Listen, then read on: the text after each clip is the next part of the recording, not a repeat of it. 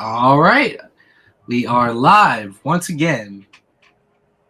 Happy Welcome New back. Year. Happy New Year, guys.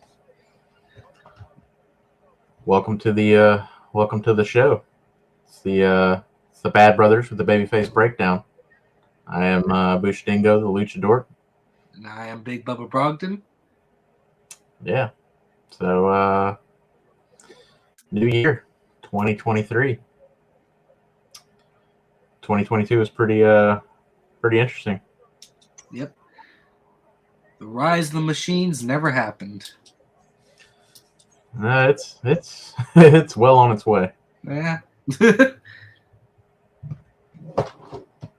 mean, that was the year for Terminator, right? It was 2022 for the day. That was the time period where they sent back what's his name? John Connor.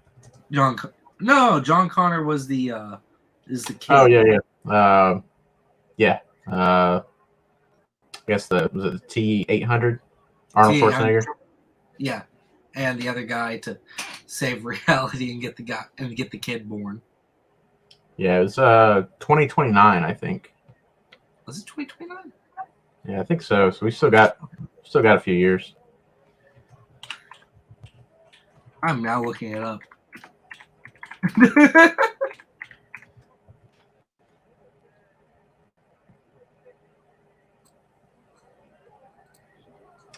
Yeah, the most recent one that I watched was Salvation. So and then that one I think they send John Connor back.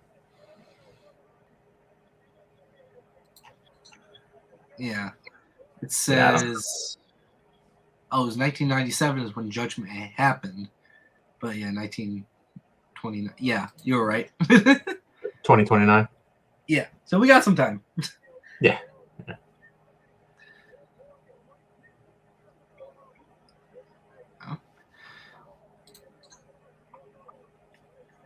Everyone just here, or anyone coming in. Yeah, we didn't do a show last week because it was Christmas. Why would we do a show on Christmas?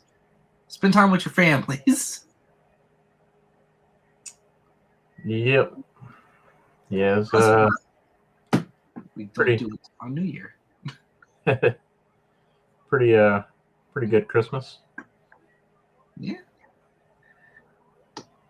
Spend time with the loved ones. Yeah, it went by super fast. Not really for me. I spent 8 days in Tennessee. Ugh. Yeah. The one I'm a little mad though in Tennessee. We went to Tennessee, and I found out the day before we were leaving. You're gonna get a kick out of this. In Tennessee, where we were at, was the home of micro wrestling. Nice. And no, you didn't get to go to a show. taking a show. Yeah, we couldn't get to a show. Man. And I would have loved to have seen it. Yeah, I gotta catch one of those shows at some point too. I've seen the little people wrestle before, but never like a full on, show without them. Yeah. Yeah.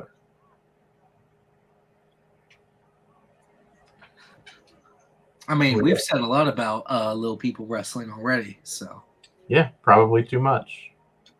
Probably not enough. Yeah, let's we'll leave Marco Stunt alone.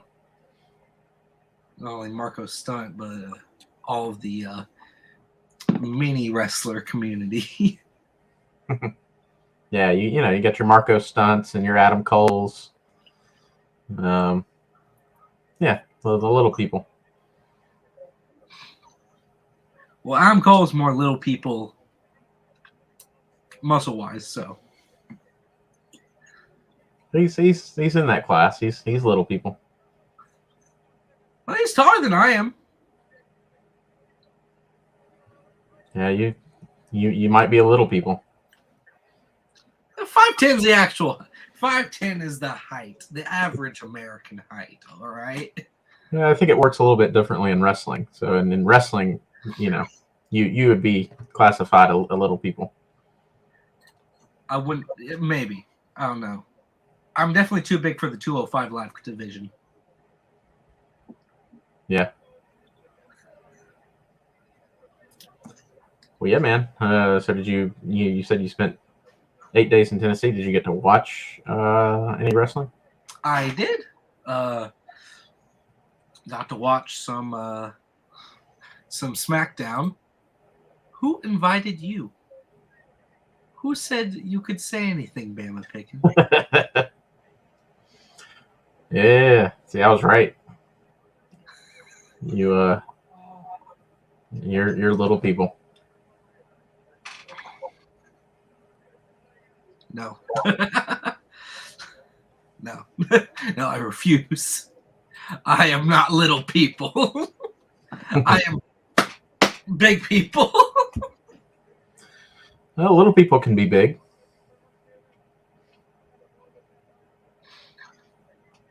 You're right. There's Danny DeVito. Right. That's definitely some little people.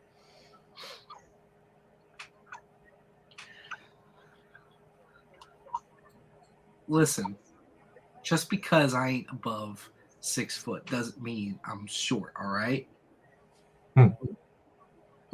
We have this talk every day in the house, Bama. So is the little demon on the other side of this wall. I'm not short. We're off topic already. I don't think we were on yet. I wanted to be on topic. But yes, I watched NXT, I watched AEW Dynamite, and I watched SmackDown. All right. Yeah, I watched some AEW. I think I watched an episode of NXT. Can't really. I mean, honestly, it's pretty. A lot of the actual shows were pretty lackluster over the past couple weeks. It's probably going to be on Raw. Yeah, you might have to help me remember some of the stuff that actually went down, because a lot of it I didn't take notes, and a lot of it's just kind of just not memorable. I know. I think is it Ethan Page and Daniel Bryan or Bryan Danielson. Sorry, had a match on Dynamite that was pretty good. Mm-hmm. A lot of people said that it was a great match. I agree. It was really good. Yeah. I as soon as I saw that, I thought it was, had the potential to be pretty good. It wasn't, wasn't fantastic. It wasn't a match for the ages or anything, but it was definitely good. Yeah. I like both of those guys. So. Yeah, trying to think of what else. I know Samoa Joe and Wardlow. That was a fairly decent match. Little frustrated though with kind of, I don't know. On the one hand, it's like Samoa Joe is very well established and he's quite the beast, living legend. Like a great. He did become great in other companies other than AEW. So putting him up against Wardlow, who, it looked like AEW was really building him up to be a new star for them. They seem to have kind of dropped the ball with him recently. In my opinion, some of the booking has not been great. Some of the decisions have not been great. But yeah, so, on the one hand, I don't know how well, it really helps Wardlow to have him lose to Samoa Joe. Though I do ultimately think that's probably the best call, because Samoa Joe, like I said, well established, should have came out on top. So I don't know. I was happy to see that, and then they just kind of ruined it with having Darby Allin come out and run Samoa Joe off. I was going to say, Love Darby, but he doesn't need to be in the title picture. Especially since I liked what they were doing with Wardlow and Joe. I think they should build up towards a Wardlow and Joe Part 3. Oh, sure. I mean, that should and could keep going.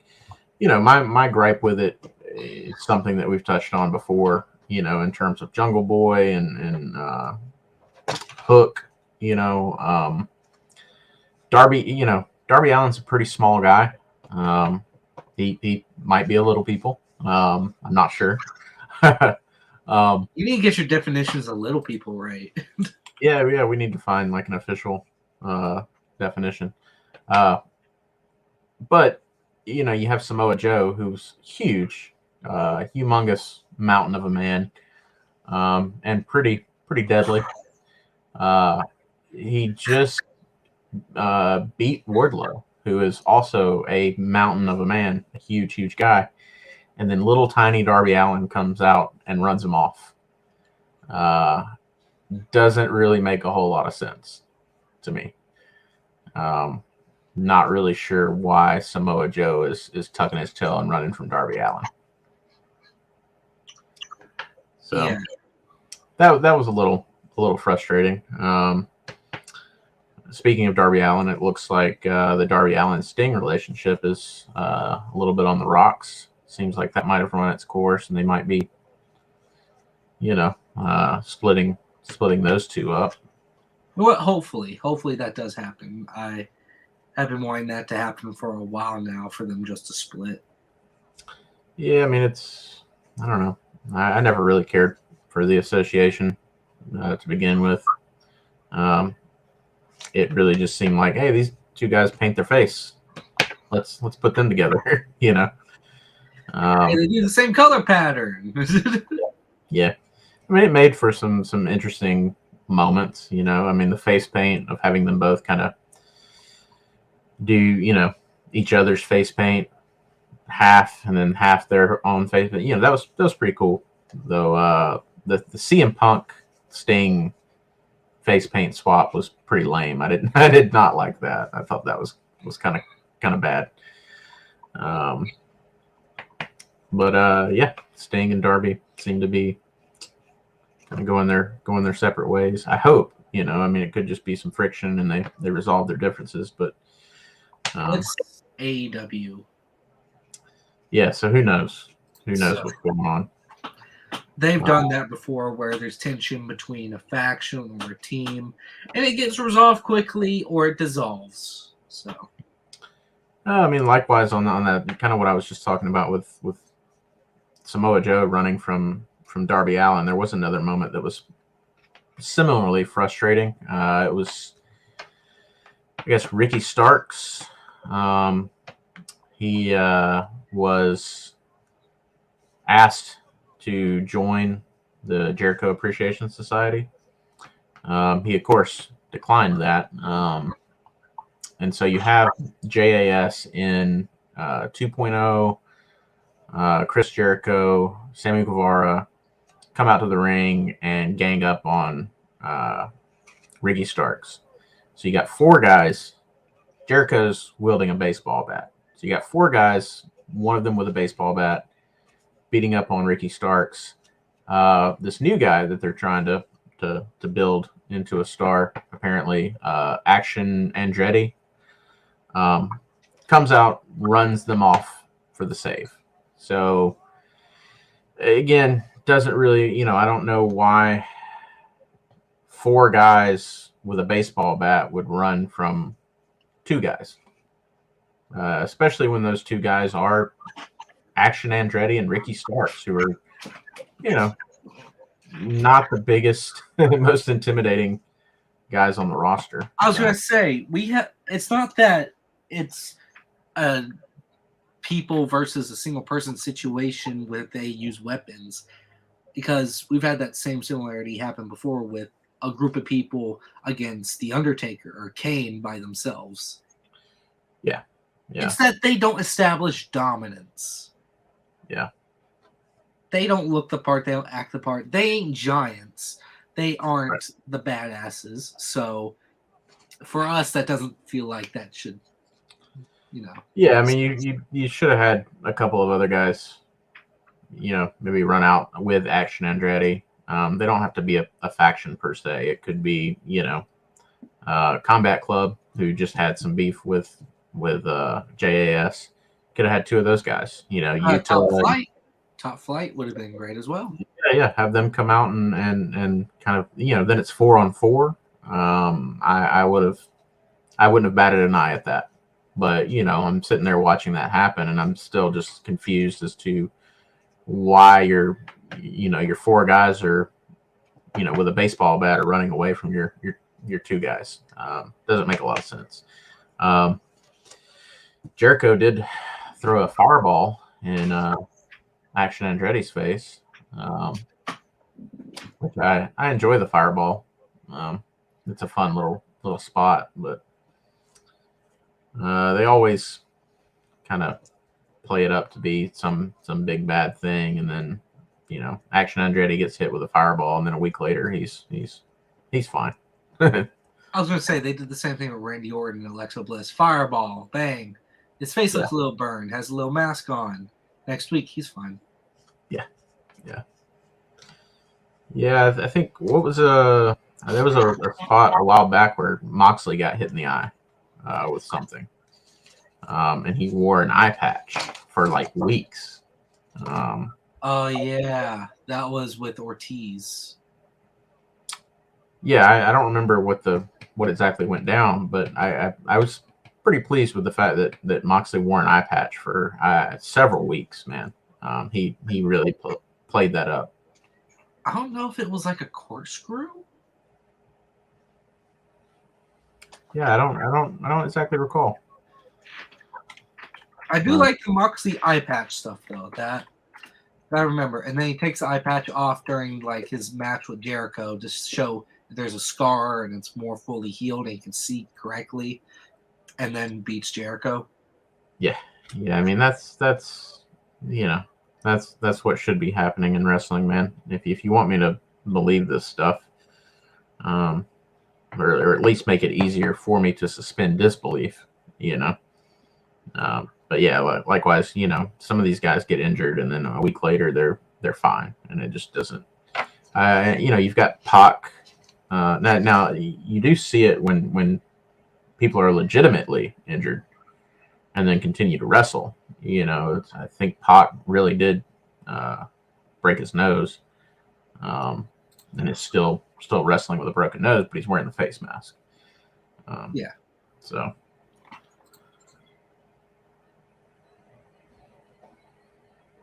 Oh, they stabbed John Moxley in the eye with a pin. Okay. I don't know why I don't remember that, but yeah, I'm looking at it right now. And then Moxley then got back later at JAS and stabbed Santana, not Ortiz, in the eye with a pin. That's right. Yeah, eye for an eye. Yep, eye for an eye. Austin. Yep. That was early AEW. Yeah. I know. I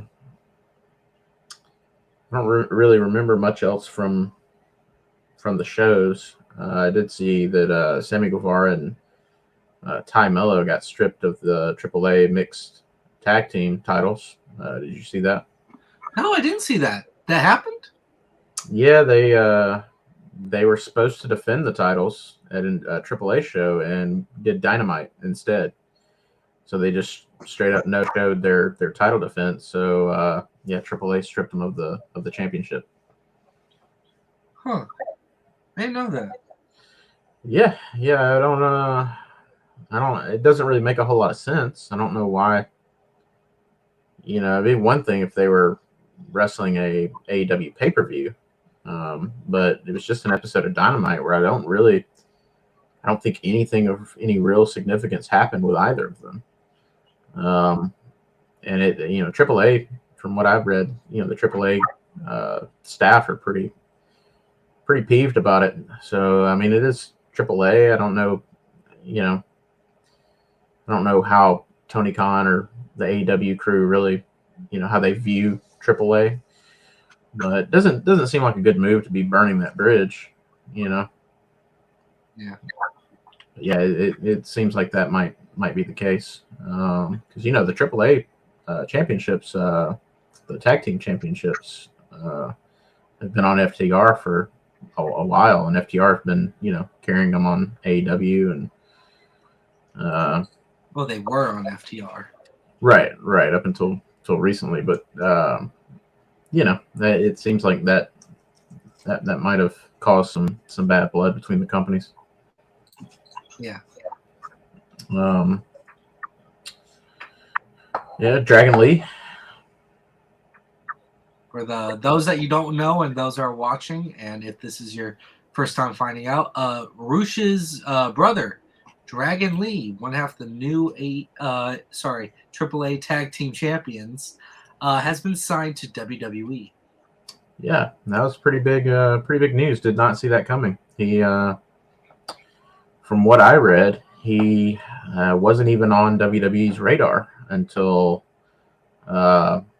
his showing on AEW recently. He wrestled a couple matches for AEW, and apparently that rumor has it that is what caught WWE's attention. So AEW was offering him a contract, and WWE out of nowhere came in and offered him a contract for less money than what AEW was offering, and he took it. So I think something that a lot of people don't really understand about things like that is, money's not everything for some people. I'm sure WWE is going to be paying him a lot of money. Yeah. And for a lot of people, WWE is the childhood dream.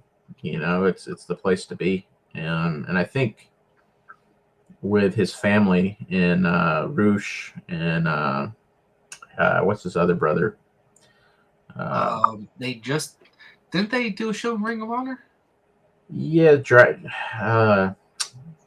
Dracula or something like that. I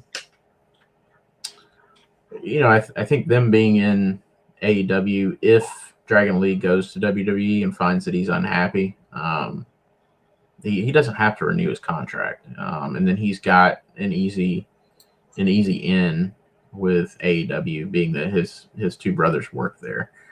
So I think it was a good move on his part, and I could see Dragon Lee getting over in WWE. I don't know what his English is like, but he's got a good look. He's got a good name. Yeah, dude can wrestle, and he's got a good style that I don't know seems to be WWE seems to be lacking in the lucha libre department. The other brother's name is Dralistico. Yeah, I knew it was something like that. I'm not quite as familiar with him, but he, as we stated before, he was the original Dragon Lee, and he passed that on to the current Dragon Lee, who I believe is the youngest of the three brothers. Actually, if you look at Dralistico's masks and look, they're very similar to Sin Cara's. Yeah. Like super similar.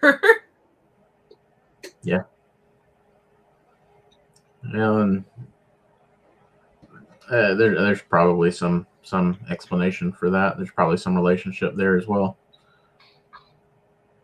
It's not he's not Sin Cara, but these masks are very similar. So yeah, it's got me thinking. Sin Cara is Kalistico now, if I'm not mistaken. Kalistico. Yeah. I actually haven't seen Sin Cara wrestling or anything since leaving WWE. That's Mystico.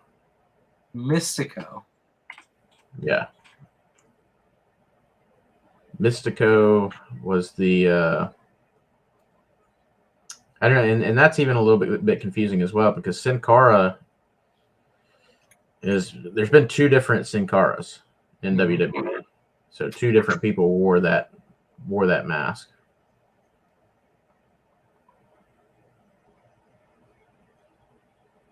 That's crazy. That's actually very that's crazy to me. I totally forgot about the whole double Sin Cara incident. The mask for a mask. Yeah, so it's Caristico. So it's Caristico and Mystico. Huh. It's interesting. There's I guess those mean something in Spanish. Yeah. Mystico in Spanish means mystic. And I'm guessing Drilistico is like dragon. I think Drago is dragon, but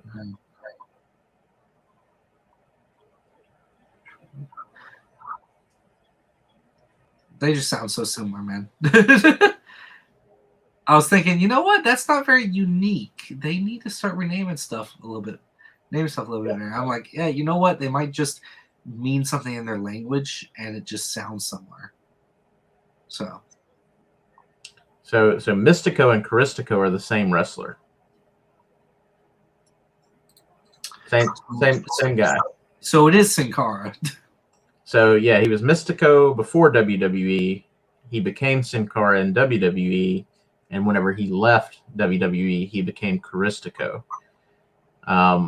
Then he changed his name back to Mystico. So for anybody that cares or can keep up with that. For anyone that was confused. Now you're even more confused. Yeah.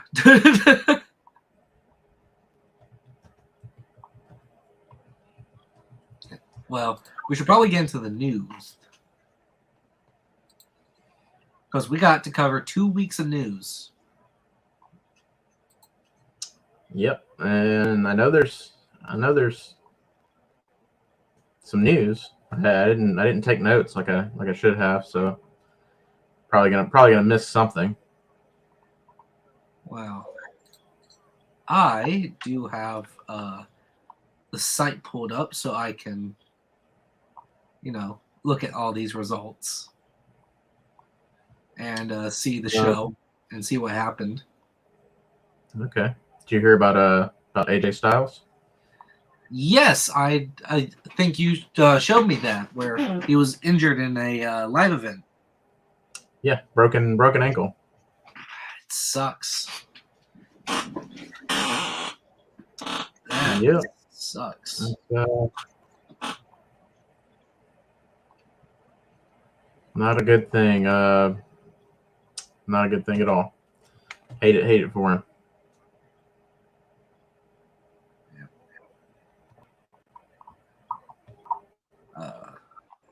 We did, however, get some returns before the new year happened. And some shocking things. Well, I'd say shocking, but also some very similar things from the Attitude Era that are happening right now. I guess I'll start off with Judgment Day and Street Profits. This is Raw, December 19th. After our show, December 18th. So we're just going to go in order, or we can go by show of each week, which technically there wasn't a Raw for last week because it was just highlights of the year. Cool. Yeah, I mean, whatever works. So I guess we'll start off with Street Profits and Judgment Day. End up with Street Profits getting the win with Akira Tozawa getting a distraction in and spitting in the face of Dominic Mysterio, and Dominic's like, I'm blind. Hmm. So you had that. But then after the match, Rhea Ripley came down the aisle to attack Akira Tozawa and challenged him to a one-on-one match, a mixed gender match. Yeah, what which does that is sound like to you? oh yeah, I mean we've made the comparisons before, to China, and talked about WWE's reluctance to really do the intergender wrestling. I mean, China's really the only person that I can think of in WWE in at least somewhat recent history where she was able to have matches against men, and I think Rhea Ripley's, I guess it was several weeks ago whenever she body slammed, was it Carl Anderson? Mm-hmm. Yeah. So I don't know. Yeah, I think I think if anybody can kind of fill that spot, it's Rhea Ripley. Is Rhea Ripley. Yeah. She's, I can think of a few women's wrestlers that can fight men's wrestlers and can hold up. Powerhouses such as Rhea Ripley, Tamina. Sometime if Nia Jax was there, but thank God she isn't, would have been in that category. Or just strikers like Rousey, Baszler, and Asuka. right. But yeah, I mean, you don't ever really see WWE play with that in terms of having a match. Now, you might have moments where Well, I remember they did in the past, but the only mixed matches that I've ever seen always had James Ellsworth in them. An easy guy that the girls could beat. That's yeah. Or Reggie. I remember Reggie getting a match. Huh. Scripps. Right. So, I do remember a few moments of the new era where they forced matches for male and female wrestlers.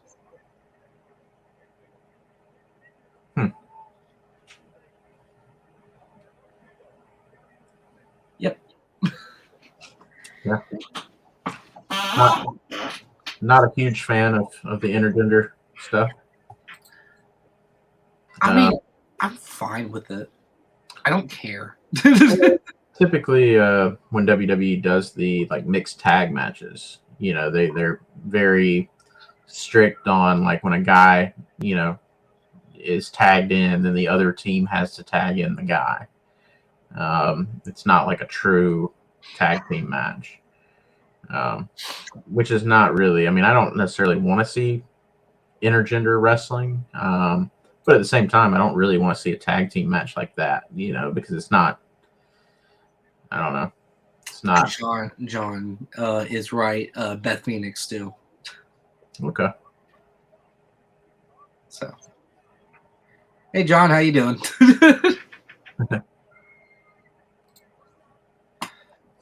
But yeah, I get that. Again, I'm fine with mixed gender things. Just don't put a title for mixed gender stuff.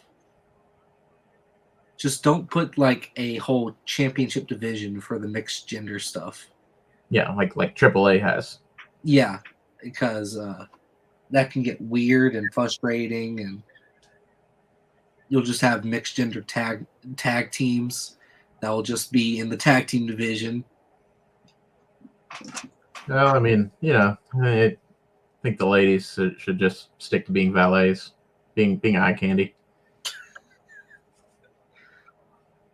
Hey now. We've already established that most women wrestlers are not any good. Some are. Yeah, it's some. There's exceptions to the rule. Some female wrestlers are actually good at wrestling. Now hold on. There's a few. I mean, Kairi Sane is pretty good. She's the Japanese women's champion over there. Yeah, Kairi Sane is pretty awesome. But even the best women's wrestlers, I think I think overall women's wrestling, it's if you gave me the option of strictly valets versus any kind of women, I put them all as valets. Yeah. Well, we all have those great women's, but the queen is apparently above all of them. Yeah. Charlotte Flair. Yeah, Charlotte Flair is pretty great. She just made her triumphant return, and it's really interesting seeing people, internet wrestling fans.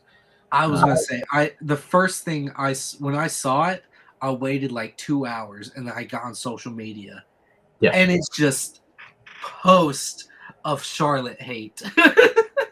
which is crazy because those same people, 2.5 hours prior to that, were probably online griping and complaining about how awful Ronda Rousey is as a champion and how they wish somebody would, somebody else, anybody, give me anybody, take the title off of her and hate Ronda Rousey. And then you get what you want, but you're still not happy, It's like I'll do anything for love, but I won't do that. It's like give me any women's champion except for her. But I don't really understand the Charlotte hate, honestly. I mean, is Charlotte my favorite women's wrestler? No. But is she one of the best to ever do it? Absolutely. Absolutely. I don't think anybody who's being honest, who knows, anything about wrestling would say otherwise. Yeah. I think it's kind of interesting though, because they brought her in very close to the Rumble, and then to win the title. Yeah, well, I mean, again, this is all just rumor. I don't know how to really verify anything that I read on the internet ever, but rumor has it that WWE wanted Becky versus Rousey, and apparently there's some real life heat between Rousey and Becky, and Rousey was refusing to work with her. That's what I read. So Charlotte was brought in to, basically take the title off Rousey and work with Becky. So probably for the best, yeah. Yeah, and I don't know anything further as far as like what they might have. That's the first time I've heard anything about any beef with Rousey and Becky. Or they do bring in the Becky and Charlotte stuff, but Seth gets involved, and then WWE brings in Andrade. Maybe. He's I guess Andrade is kind of on the shelf right now, out unhappy with AEW is what I'm hearing. So I mean that could be possible. I'd rather see, honestly, probably unpopular opinion, but rather than bring in Andrade, I'd rather see Ric Flair come back. Ric Flair. I mean, just think about it. I'm not necessarily saying to in-ring action, but think about the interaction. What he's going to want to do, though. Of course. But I mean, Rick's last match that took place this past year. Last match, right? It wasn't bad, man. He did. I mean, was it even close to being his best match? No. But it was much better than I thought it was going to be. He could actually still, go fairly well for his age. But think of the interaction between Ric Flair and Seth Rollins. I think that could make some golden moments, man. I think Rollins would just come out in like a Flair full-on robe. Yeah. Just to kind of mock. Yeah. Thank God, and Rousey also doesn't like to do the job ever. She's very toxic in that aspect. You know what? You might not be wrong, John. Yeah, it's believable. I know, I don't know. Some of my gripes with Rousey. I liked Rousey when she first came in. I was a fan of her UFC days, and I thought she took to wrestling pretty well, pretty quickly. I thought her WrestleMania 34 match was actually a really good debut. Yeah, that's one of the better debuts, honestly. But I got turned off really quickly to seeing her kind of shoot. And I don't know if it was like a work shoot, but just her opinions on wrestling fans, her opinions on the business, kind of a general disrespect, for the business and for the fans. I got turned off on her. Like, I stopped caring about her right as WrestleMania 35 rolled around.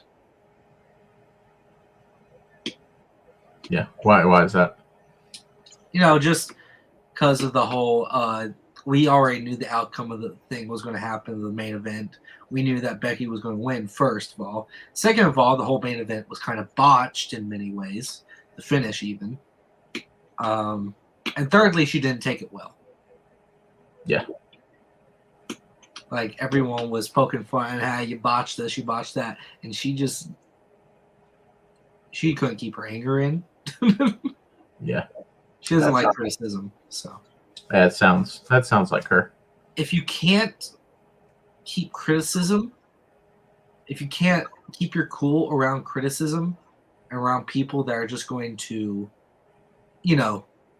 react, review, watch what you do, because this is sports entertainment. You're going to sometimes make some mistakes. It's a live event. It's not taped. You're going to make some flops and mistakes and be a little sloppy. There's a lot of tension going around. If you can't handle the crowd or the fans' toxicity or their comments or their own opinions on how you are in the ring or how you are on promos or how you just don't need to be doing this. Yeah, I mean, wrestling is the last business you need to be in if you've got soft, thin skin like that. Yeah. And honestly, if you do and you still want to be in the business, that's fine. Just stay off social media. Like, why would you have a Twitter account? Why would you go online and subject yourself to that? So. Yeah, she hasn't really improved on wrestling ability. She has MMA background and she has BJJ background. Yeah, I mean, that's enough, but it's not enough. I would agree that I think her debut was up here. Everything since has maybe just been a notch below that. But it's just if you look at her kind of her history, it's a flat line. Yeah, like she's not really. I wouldn't say she's tremendously worse than she was at any point, but she's not better than she was at any point. She's just been very kind of mediocre the entire time, which is sad because like we said a minute ago, I mean, her debut was really good. She's got the background. If she really wanted to put the work in, I think she could have progressed and gotten to be pretty good, 100%. But yeah, I mean, she, like I said before, she doesn't really seem to care about wrestling. I think wrestling was I don't know. It was money. I think was a factor in that. Her UFC days, I know the last, I think UFC or one of the last UFC fights she had when she lost, she had a complete, breakdown. Yeah. She lost the title, and she had a complete breakdown, many excuses, and I think WWE gave her, or Vince, or whoever, gave her an opportunity, and she just took it and ran with it. Yeah, I mean, for many reasons. I think one, being the money, two, being, the fact that it is scripted. So when you lose, even though she still doesn't take that very well, the loss doesn't mean, as much. I don't think it's as big of a blow to the ego. Right. So, and, you're not, if things go according to plan, you're not having to actually get kicked and punched in the face, So. Unless it's a botch. Yeah. I know Jericho doesn't like that word botch. I guess mistake. Yeah, I don't know if that would. I mean, does that make him feel better when you just call it something else? I don't know.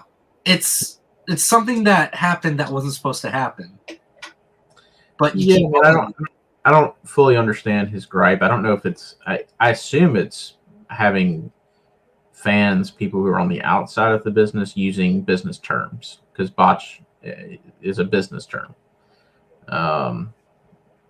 The wrestling business, you talk about shoots and kayfabe and works and all that kind of stuff. And I don't know if that's maybe his gripe.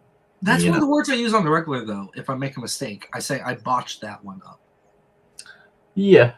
I mean, likewise, heel is not really exclusively like an wrestling industry term. Right. Yeah, I don't really understand that, especially in 2022 when like the internet and like, I mean, the curtain call was a long time ago. Like we all know we're all on the inside now. They're already coming with new terms and stuff. I don't exactly know what Riz means, so. Oh, I haven't heard that one. RIZZ. I don't exactly know what Riz is or means, but it's blowing up on the internet right now. So that, and it's like with Zoolander. So I guess it's a stare or a way someone looks. Yeah, I don't know. You got me, man. I'll let you know when I come across that one. Yeah, I have no idea. The internet's weird. Oh yeah, Some weird people. Yep, internet is a weird place, and I haven't even probably scratched the surface on how weird it can truly get. I'm scared to. I've seen probably a fraction of weirdness on the internet. Oh, I've seen some weird stuff. It's I know better than many how weird it can be, but like I said, there's a whole extra level of weird that I just am scared to tread. Anyway, we got off topic. Again. Yeah, we got way off topic. We were on Raw. Yeah, made it to one match. Yep. So we had the OC defeat Alpha Academy, which is Anderson and Gallows versus Otis and Gable.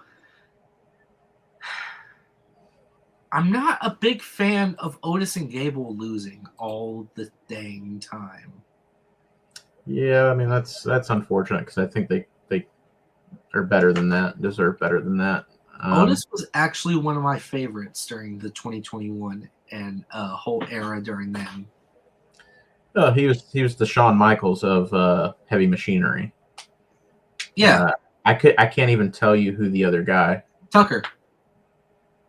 Who? Otis and Tucker. I don't know who that guy is. Otis Dojovic and Tucker Knight. Yeah, well, Tucker was the Jannetty. What's he doing these days? I have no idea. Exactly.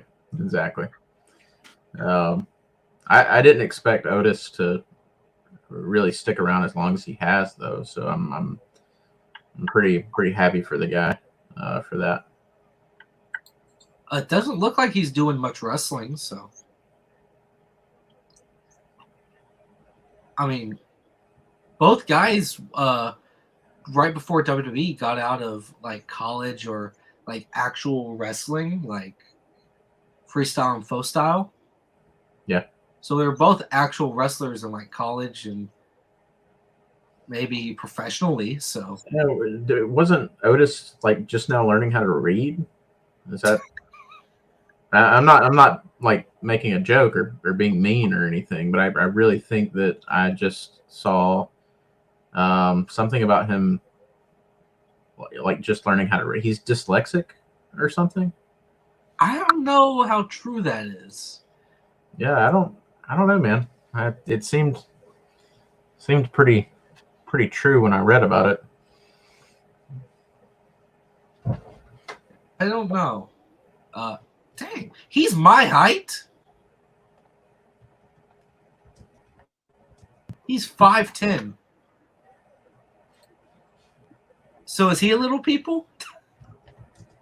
He's a big little people. He's 330 pounds. Ooh.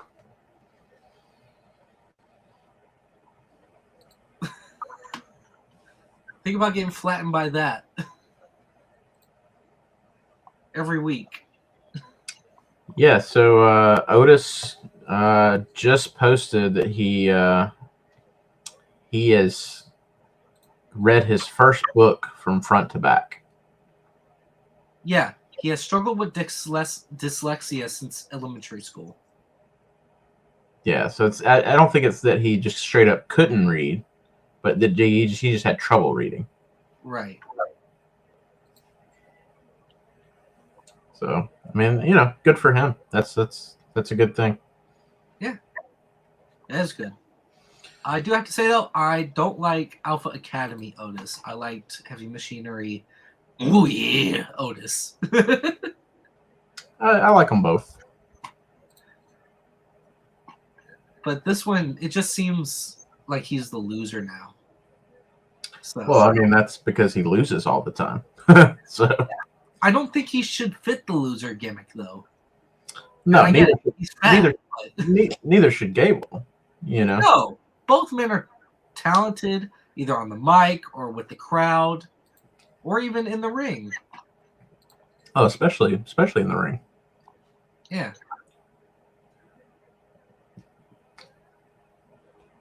And then one thing that kind of got me a little pissed off was later on in Raw that night was the match between Sami Zayn and AJ Styles. Got a little choked up. To say you dying over there? Ooh, went down the wrong pipe.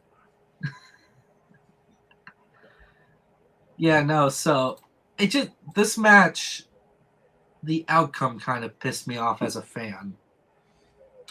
So AJ and who? AJ and Sami Zayn. Okay. So I mean, that should have been a banger. It was. It's just, it's Sami Zayn. He's talented, I get it, but his whole character is trying to be like to prove himself and everything. But look at it this way. Look at it's AJ Styles. Right. Sami Zayn defeats AJ Styles. That shouldn't happen. No. It's the same as Dominic Mysterio beats AJ Styles. I don't know if it's the same. But it shouldn't happen. Still shouldn't happen. Yeah, you're right. I mean, Sami Zayn wouldn't have been hurt by that loss. I mean, come on. AJ Styles is a Grand Slam champion. And he's been in WWE for like 6 years. Yeah, I mean that's what I'm saying. If Sami had lost that match, we wouldn't be talking about it. We wouldn't be surprised, Whereas having AJ lose, that's a WTF moment. Yeah, and I get it. Solo Sikoa got involved, and the Usos and all of them got involved for Zayn to win. So it wasn't a clean loss? It wasn't a clean loss. That's good. But also the fact that Zayn put him away with the Blue Thunder Bomb and not the Haluva Kick. Yeah. That is one of the things that makes me a little pissed off, is because the Blue Thunder Bomb, in my eyes, is more of his signature move instead of a finisher move. It's like a big time move before you hit that finish. Yeah. But he doesn't do that.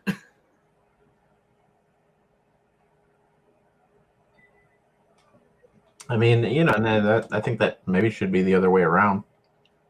I think the Blue Thunder Bomb should be his finish. I don't like the Blue Thunder Bomb. Just in terms of like, what's the more damaging, devastating move? I would think a blue Thunderbomb would probably be a better finish than just a kick, even though it's a hell of a kick or a haluva kick. I just like it's like Shawn Michaels' super kick. People do super kicks all the time, but Yeah. Shawn Michaels makes that super kick impressive. I guess. Sami Zayn's haluva kick is just the opponent in the corner, and it's a running boot to the face in the corner. People can do that all the time. Yeah. It's not a special move. It's the way that you hype it up. It's Sammy's energy that makes it the finishing move. And the Blue Thunder Bomb is a slamming move, which is a good finishing move. But it doesn't get you hyped up. There's no hype to it. It's just an out-of-nowhere move, which sometimes that works, like Randy Orton's RKO. Sometimes it's out of nowhere. Sometimes he revs it up. Right. I don't know. I just like the haluva kick more than the Blue Thunder Bomb. No, fair enough. Yeah, we had Sami Zayn beating AJ Styles. And then, a lot happened. I forgot this happened on Raw. We had The Miz versus Dexter Lumis in a winner-takes-all ladder match for all the marbles. The moolah. And with the help of a returning/debuting Bronson Reed, The Miz picked up the victory. Remind me who Bronson Reed? Who is that? Bronson Reed is Jonah? Okay, yeah. So he was known by Jonah in New Japan and Ring of Honor. Impact. And Impact. Yeah, it's I don't know anything about that match. I don't really know much about the Dexter Lumis Miz stuff. I haven't seen a whole lot of it.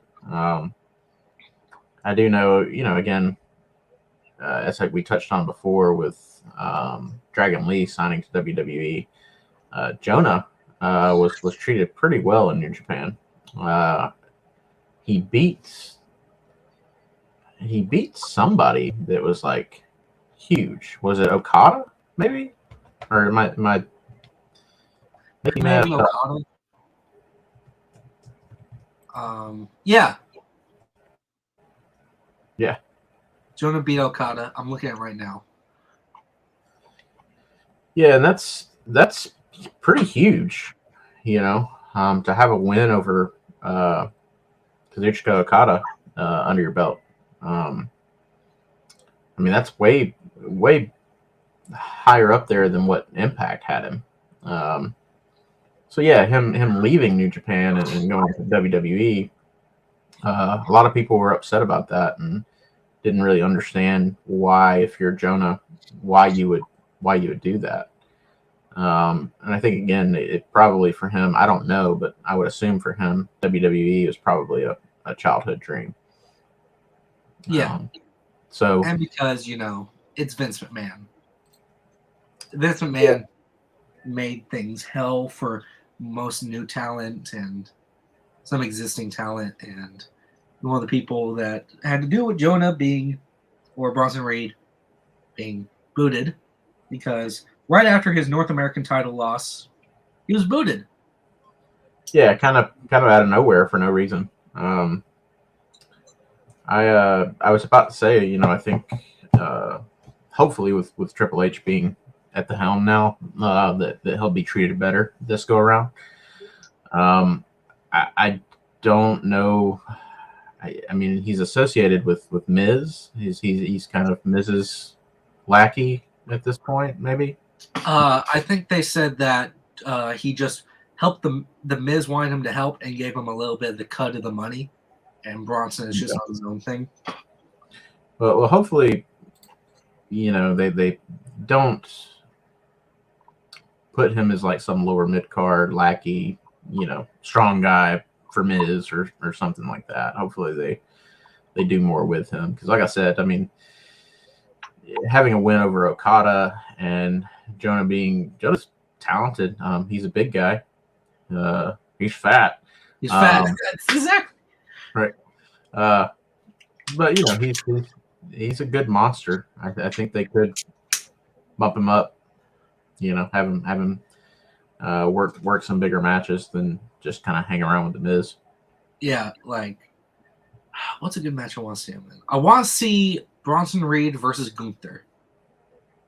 It doesn't have to be for the title, but I want to see that match.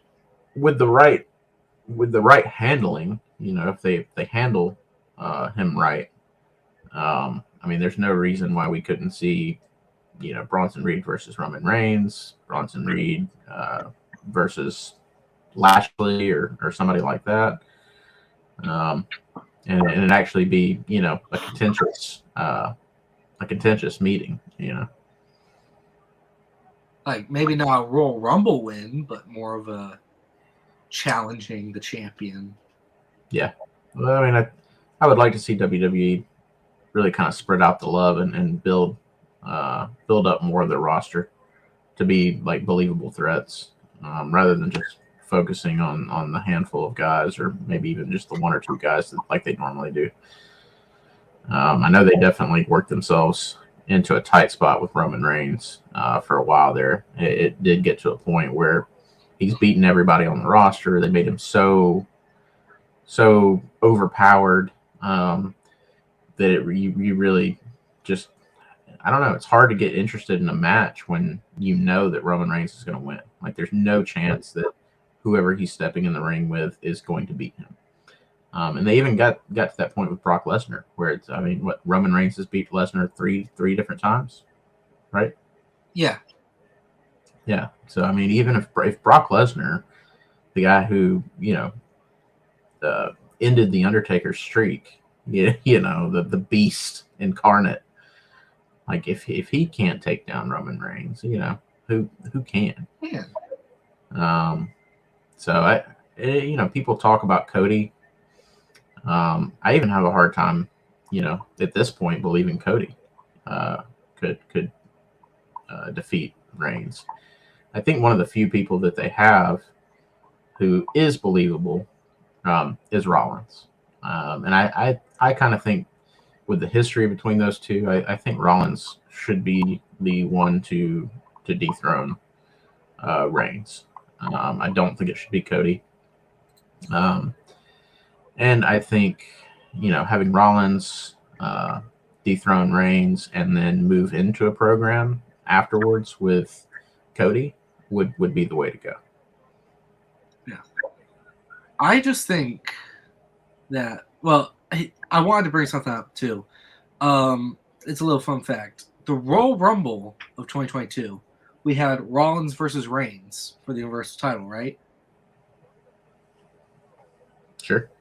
So we had that happen. Rollins didn't win. Rollins won, but he didn't win the title because he won by disqualification. Right. I think that should orient like a rematch later on down the line, right? Yeah. So if they do have Rollins take the title away from Reigns, I think I'd like that to happen either, even if it could be possible, at the Royal Rumble, at Elimination Chamber, like right before Mania. Yeah, I personally I would go with Royal Rumble. Have Rollins win, and I would give Reigns his rematch for WrestleMania. And I would have Rollins win again. And I think there's a few different ways you can play that. For one, Rollins is known as the architect, so part of what makes Rollins a threat is not necessarily his size or even his wrestling ability; it's his mind. So I think you can kind of play that angle and have him maybe get that first win by being smart and cunning and devising some sort of plot. That second win at Mania, I would have it be some sort of bloodline, disintegration that cost Reigns that title for a second time. And then moving on from WrestleMania, you can further, kind of explore that bloodline disintegration with Reigns, maybe dealing with that and kind of dismantling the group and I don't know, working that while you move into a program with Rollins and Cody. Yeah. So that would be what I would do and what I would like to see. That would get me interested, even more so. So, I think Cody should get the title at some point. I think that injury has set him back, on that timeline. Yeah, I think it's well deserved. Yeah. Yeah, and I think, the moment too, I mean, if you're a long-term wrestling fan, just knowing the history of the Rhodes family and Dusty and even Dustin, just kind of how they've both been treated in their careers, and Dusty Rhodes being definitely one of the all-time greats who never got to hold that championship. I think the moment would be pretty awesome for Cody. Yeah, I think a lot of people it's going to be a scream or laugh out loud or just like awesome moment whenever that time comes. Yeah. Because it's going to come. It's not like we're just teasing you with it. It's going to happen. I think so. I think Cody was in such a position negotiating his return. I would be amazed if he did not have that actually in his contract, to where, at some point in the not too distant future, you put the title on me. Like that has to happen in order for me to sign. So I'd be surprised if that wasn't in his contract. Yeah.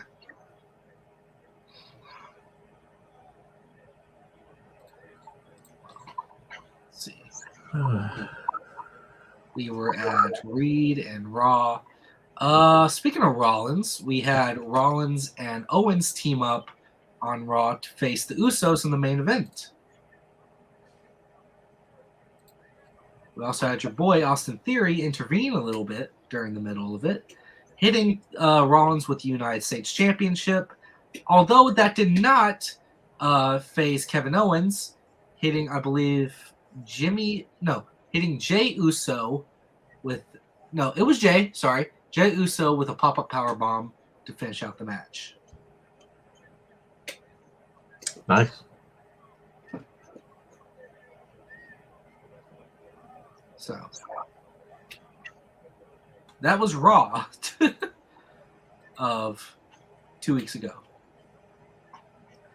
Man, we had missed so much. We can move on to NXT. We had Carmelo Hayes versus Axiom. Axiom gives the loss to Carmelo Hayes. I do like this purple and gold attire for Axiom, though. Yeah, so I don't think I missed that. I think I maybe only caught one episode of NXT. Was that 2 weeks ago? That was 2 weeks ago. Yeah, I think I might have missed that one and just watched last week. And then we had Zoe Stark versus Nikita Lyons.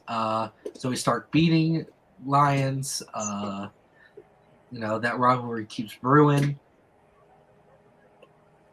We had the NXT Women's Tag Team Championship triple threat match happen between the champions Kaden Carter and Katana Chase versus Toxic Attraction and Ivy Nile and Tatum Paxley.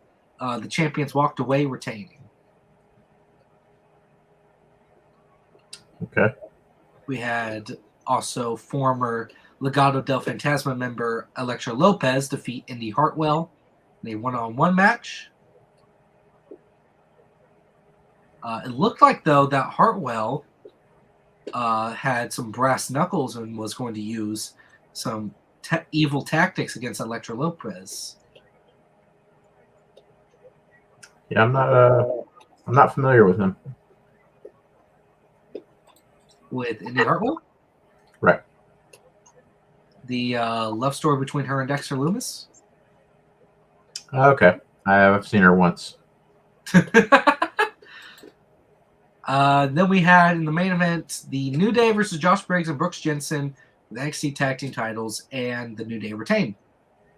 Of course, is that the Good Old Boys? That's the Brooks Jensen. Yeah, I guess. Yeah, I mean that's not an official. That's just how I know them. I don't know their names, but they're the country dudes with the girl. Yeah. Okay.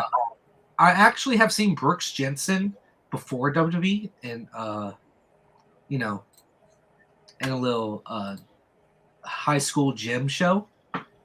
Yeah. As Ben Buchanan. So I've seen him before. He's really good. Yeah, I don't think I've caught them actually wrestle. I think most of what I've caught from them has been like storyline stuff with the whole the girls being the main focus. The girl that was trying to take the bar, the family bar. Yeah. I did see her wrestle, not to jump around too much, but the girl that's with them, what's her name? I have no idea. Yeah, I'm drawing a blank on it too.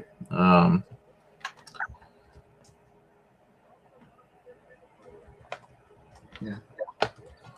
Anyway, she was on last week's. It was my first time seeing her wrestle, and she did pretty good.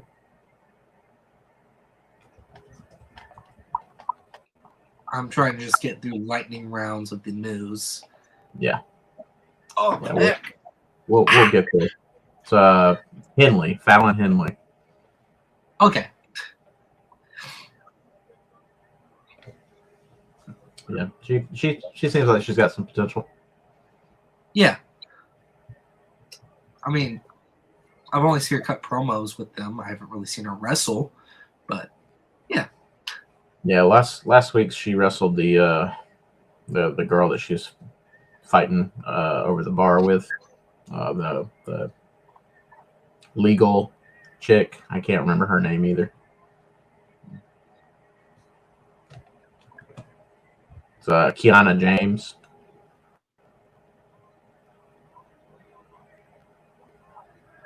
Still drawing a blank.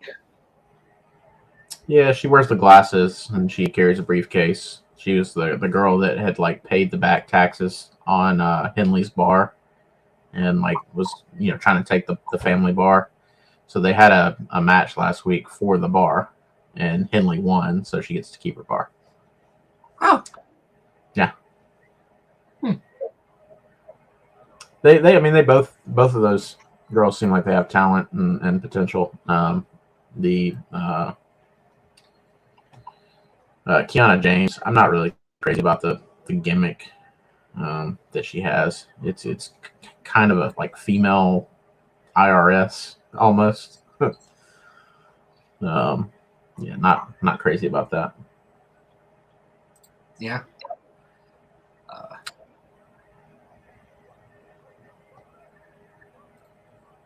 Let's see. We had on SmackDown, December 23rd, the Christmas edition of SmackDown. Usos versus Hit Row for the undisputed WWE Tag Team titles. Yeah, after a performance Hit Row made, I don't think it would have been any good idea to give them the titles. So, of course, they lost. Yeah. I don't really see a lot of. You talk about like Alpha Academy being jobbers essentially. That's a role that I think should be reserved for people like Hit Row. I don't really see much there, man. Now, granted, I haven't seen very many of their matches, but what I have seen is just nothing special, man. Nothing special. I don't see much potential for Top Dollar I do for the other two, though. The other two have in-ring potential and mic potential. Top Dollar doesn't. And I think right now they're turning heel off of the botch. Yeah. Because on this latest episode that happened this last Friday, everyone in the locker was making fun of them. And then Ricochet said something about it, and that just set him off. And so they're having a match this week for a Royal Rumble qualifying, so that whoever wins will be in the Royal Rumble. Yeah, I did see that announcement that match was going down, which seems kind of weird. You know, it's a Royal Rumble. You've got like 30 spots. It's like, oh, we're gonna have a qualifier match, and I think it's just a way to basically kind of write Top Dollar all out of the Royal Rumble, because you know Ricochet is gonna win that. Yeah, I figured that one. Right.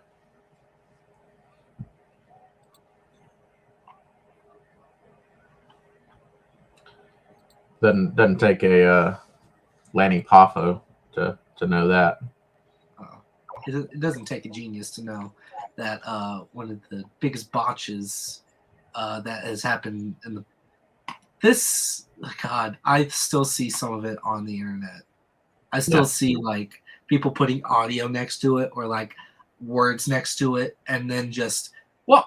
Well, I'm glad that you got my reference and you know who Lanny Poffo is. That's pretty awesome. Yeah. You did get that, right? Genius. That wasn't just a random coincidence. I'm definitely not looking up right now. So yeah, Lanny Poffo was the genius. That's what I said. It doesn't take a Lanny Poffo to know that. Oh, I see it. It doesn't take a genius. Is he with Macho Man? It's brother. Really? Yeah, you didn't know that? Hell no, I didn't. Well, there we go, man. You can we learned you something. So I could have said it doesn't take a Dean Douglas to know that. I would have known that. You a little bit more familiar with that reference? Yeah, I'm a little bit more familiar with that one. Well, yeah, we learned you something. Oh, Lanny Poffo, the genius. Not know that. And you can use that, by the way. You can throw that into your lingo and be the cool guy and make that reference with all your buddies. I'm never the cool guy. I mean, especially if you're name dropping Lanny Poffo in conversation. If I get into a conversation with a 50-year-old and I drop Lanny Poffo, they're gonna be like, "Hey, yeah, this man knows what he's talking about." Yeah, 40, not a 50-year-old, but fair enough. Same thing to you. My dad's close enough. He's got more grays in his beard than, well, turning white. Actually, we said this year that he's Santa in training.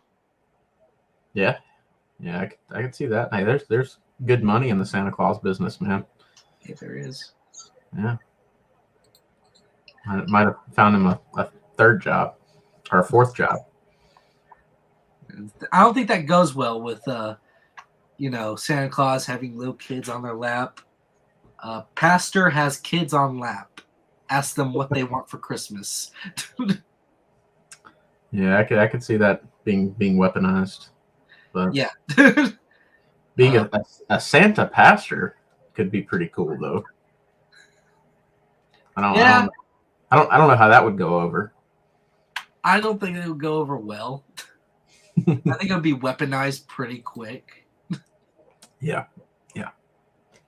What isn't these days? I know.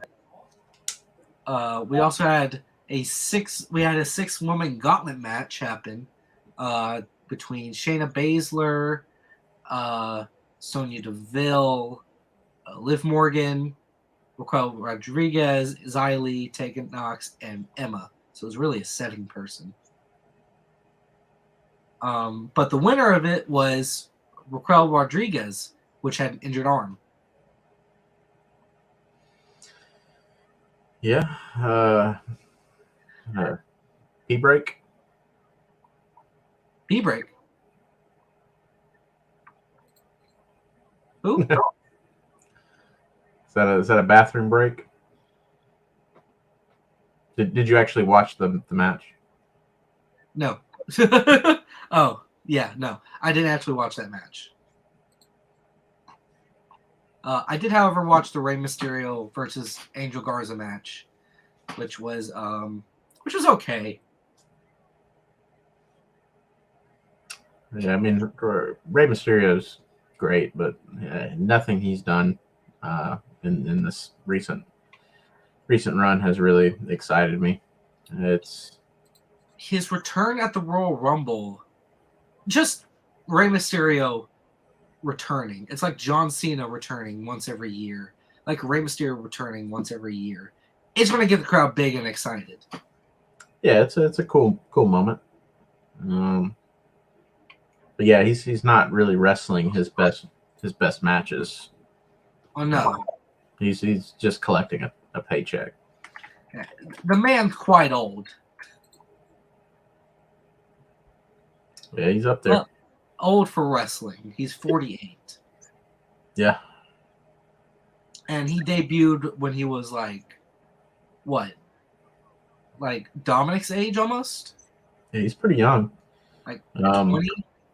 I guess to that point though, like, you know, in 2022, I enjoyed Ric Flair's wrestling match more than I enjoyed any of Rey Mysterio's wrestling matches. So I don't know what that means for either of them, but you know.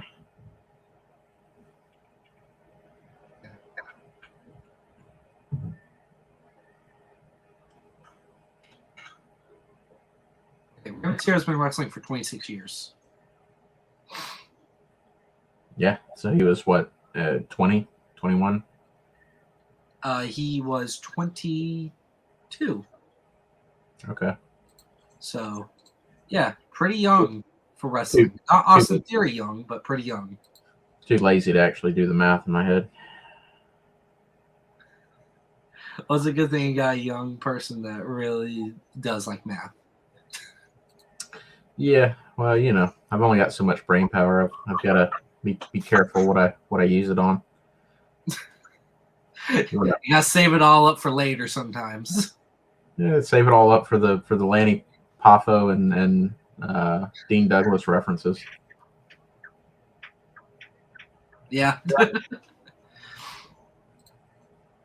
Not much. There was one last match. It was Braun and Ricochet versus Imperium in a Miracle on 34th Street fight. What does that even mean?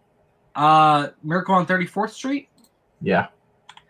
Hold on. I know it's a reference to a movie, but yeah. What are the what are the rules of that match? Oh, it's basically a no disqualification, no count out match. Just like there's a whole lot of Christmas decorations and presents and boxes all over the place and tables and just no DQ, use weapons along ringside tag team match. Yeah. So Braun Strowman teaming with a flippy flopper. Yeah. Did Braun bust out a moonsault? You know what? I didn't see one, but I very much want to pay. I'd very much like to be there in person if Braun was to ever do that. Well, there's, you know, after that controversy with that tweet, he posted a video of him doing a backflip or something crazy, like at a gym. So yeah, I I would have loved, if Braun would have busted out a moonsault or something crazy like that during that match, man. That would have been, that would have been up there. If he did, I would have been like, "What in the WWE 2K22 is this?"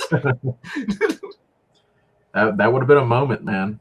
But it probably would have went about like Brock Lesnar doing a moonsault and breaking his neck. I mean, he did shooting star. Shooting star, whatever. Brain power, man. Brain power. Don't worry, I'm here. I remember. I remember. Been eating your member berries. Is that WrestleMania against Kurt Angle? Yeah, I knew it was Kurt Angle, but for the world title. They wanted to finish off the shooting star, but they couldn't because it was botched, and so they had to give him up for an F5, and he was mildly concussed. Yeah. You're lucky he wasn't paralyzed. I know. Imagine seeing modern day Brock hit a shooting star press. Oh man, would have been something for the ages. Just he hits a shooting star at WrestleMania against Roman Reigns. It would have been amazing. That probably would have been contested for like moment or match of the year. Just that moment alone, if it were to have happened. Yeah, I mean, if I'm Brock Lesnar and I after that botch and making the kind of money he's been making, there's no way I would even risk, attempting something like that again. Yeah.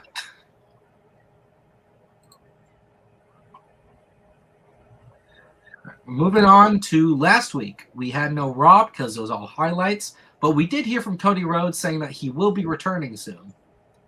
Yep. So there was that. You think it'll be at the Rumble? I most definitely think it'll be at the Rumble. Yeah, I think so too. It's been the rumor that's been going around for months now. So I say he enters in at number 21 to 23. Yeah. It'd be very bold to say he enters in at number 1 or 2. I would probably I would guess maybe in the early teens. I'd go with a 12 or 13. I don't know, man. Maybe even a 7 or 8 spot. I wouldn't. A super surprise entrant. It's usually early or late. Yeah, that's why I say I would even go with like a 7 or 8 spot. Because it's not right off the bat. It gives you that enough time for there to be kind of a little bit of a lull, surprise. But it also makes him look really good if he comes in early and makes it to one of the last maybe final 4. If they wanted him to win the Rumble, I'd say bring him in as number 2. Yeah. But if he's just to come in and make that return, early before 10s or late as far as 21 to 25. Yeah. So that's my thoughts on that. If he's to win, number 2. I think that entrance. I think he'll at least do well. I don't know if he's going to win, but he'll probably be in the Rumble for the duration of the Rumble. Yeah, I think that Rick Boogs might return for the Rumble. I think he'll be medically cleared, and Big E. I think Big E might be at the Rumble. If not the Rumble, then in NXT. Yeah.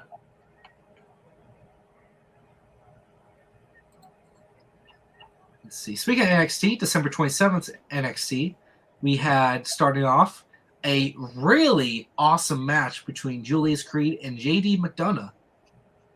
Oh yeah, I did see that. That was my first time seeing the Creed guy wrestle. Yeah, the Creed brothers are really good. They're very technical, and I think they should stay in NXT just because the main rosters are filled with a lot of tag teams right now that don't get a lot of love. But in NXT, I think they get just a good amount of love. Yeah, I enjoyed that match. It was a good match. And so Creed beating McDonough, and then later on, Veer and Sangha coming out and accepting the Creed brothers match at New Year's Evil, which will happen, I believe, next week or the week after. I think it'd be next week. I think it's this Saturday or Sunday. This next Saturday. Would definitely make more sense for it to be this weekend. It would have been more sense to make it today. New Year's Evil, January 1st. Yeah, of course that would have made the most sense, but it is WWE. You can't make too much sense. Yeah. Then we had Wendy Chu versus Cora Jade for, I believe, a NXT Women's #1 contendership shot. And Wendy Chu gained the win over Cora Jade. Surprisingly, I was surprised that was the outcome. I was going to say, it'd made more sense for Cora Jade to beat Wendy Chu and to go against her ex-best friend and have that rivalry going, but I kind of like the Wendy Chu decision too. Yeah, I wasn't mad at it. I don't know. I don't think it hurts Cora Jade too much. No. After that, we had a decent match between Scripps and Akeem and Jiro. Yeah, it was decent. Scripps we're still a little on the fence about the attire, the name change, the gimmick entirely. The man's athletic. I would like to, I was thinking about his attire when I was watching that match. I would like to see him wear. I wish the mask were maybe fully enclosed. I think the hair kind of sticking out is a little weird, throwing me off. But I think pants would help him instead of the shorts. Yeah. I think those two things right there would be a vast improvement on his look. Yeah.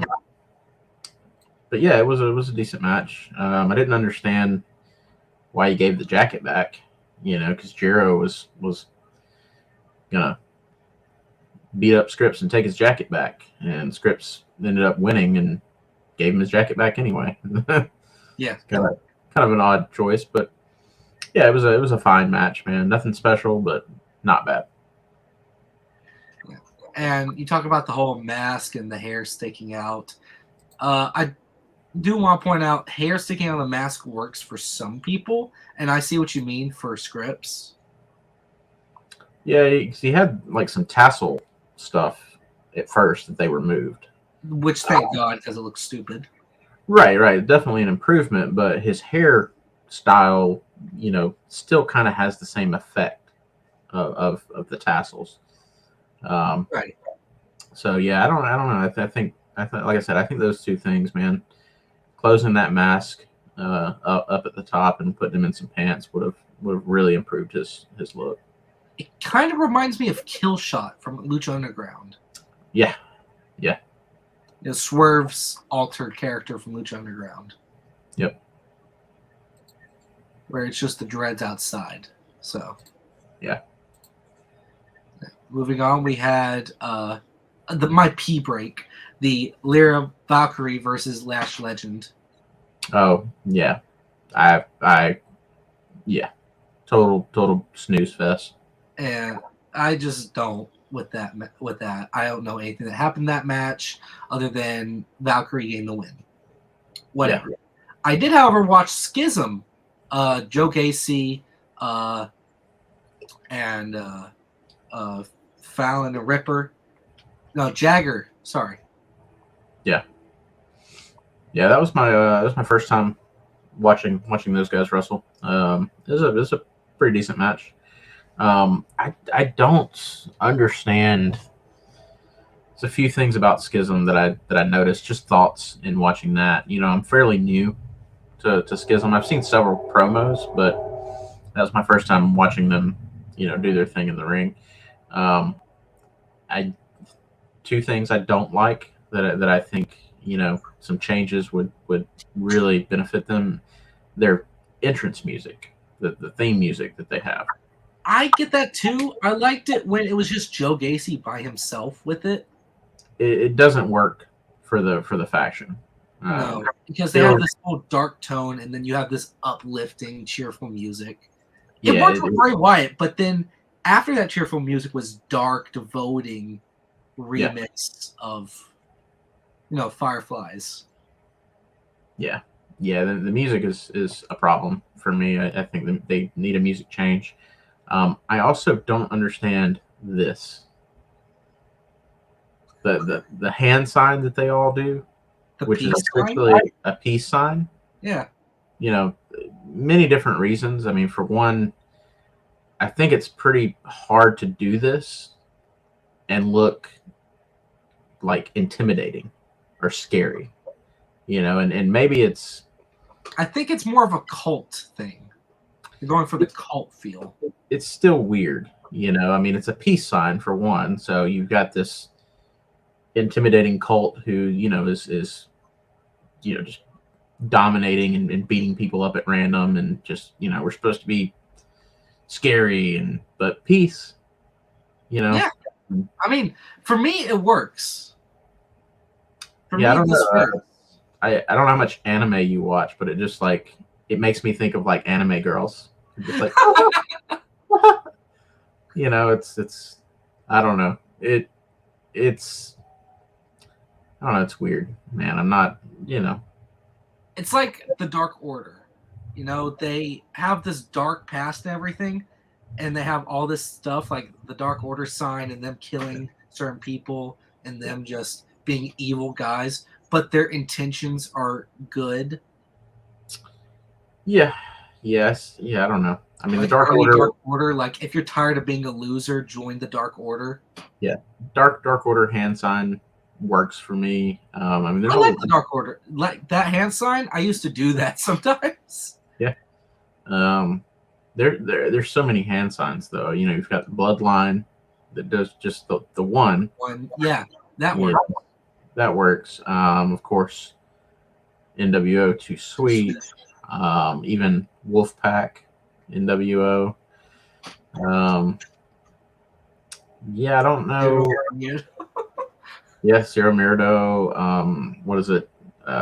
Jeff Hardy does. Yeah, that was Jeff Hardy. The shocker, man. If you don't, that's the 2 in the pink and 1 in the stink. But yeah, I don't know. I don't know what you could change that to. Did I break you? Man, we're gonna get demonetized.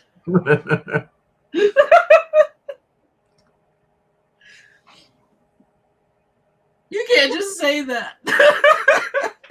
Well, I mean, I could have, and no one would have thought anything about it. But now that you've brought attention to it, everyone's gonna Google it, and yeah, we're gonna get in trouble.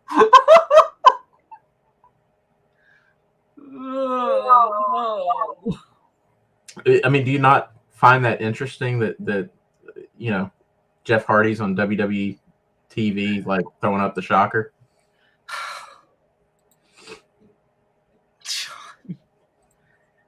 I didn't even think about it like that, dude. I mean, I'm sorry. I'm not dirty-minded. I mean, I like to think that I'm not either, but I'm also a 90s baby, so.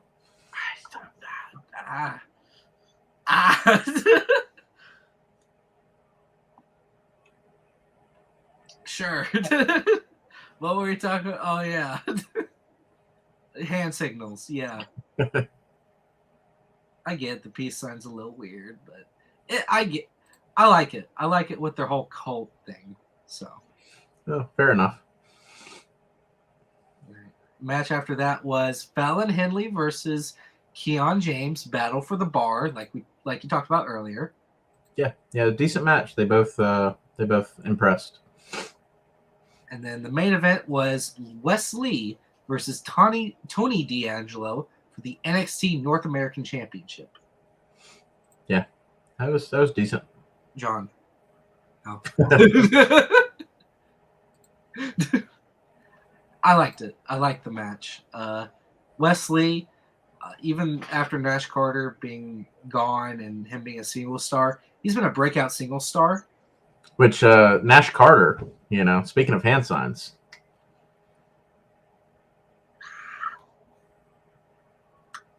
Yeah. Moving on. Yeah. So we have Wesley defeat Tony D'Angelo, which D'Angelo is actually another one of my favorites that are on NXT right now. The Dawn of NXT. Kind of like a king of the ring. He's the Dawn, like the Italian mob boss. Yeah. Yeah, that's that was the first match I've seen him wrestle. He's pretty good, and his counterpart Stacks.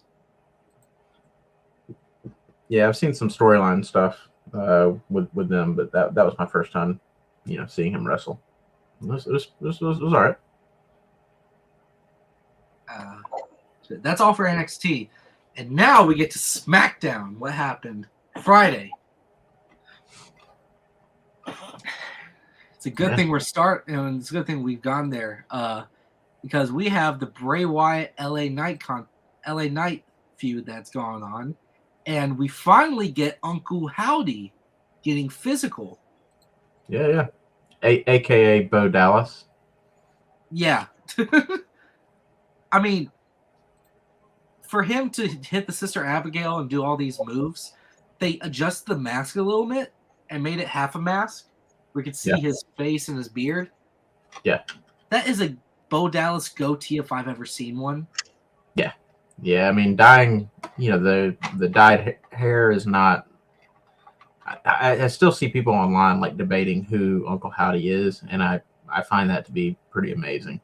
Like, at this point, I would bet everything I own that was Bo Dallas under that mask.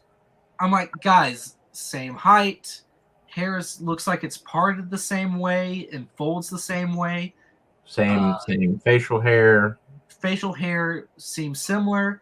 Even that, like, below the lip hair connecting to you call that the same. You call that a soul patch. That's what that is. Okay.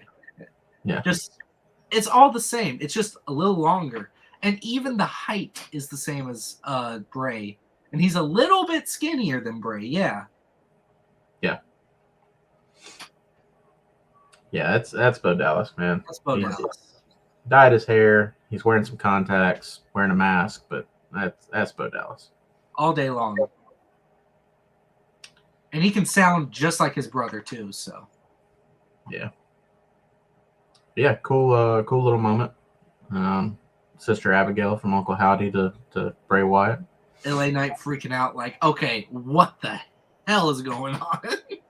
Yeah, which I just wanted to get revenge. You know what? I'm out of here. We'll have this match, but that's it.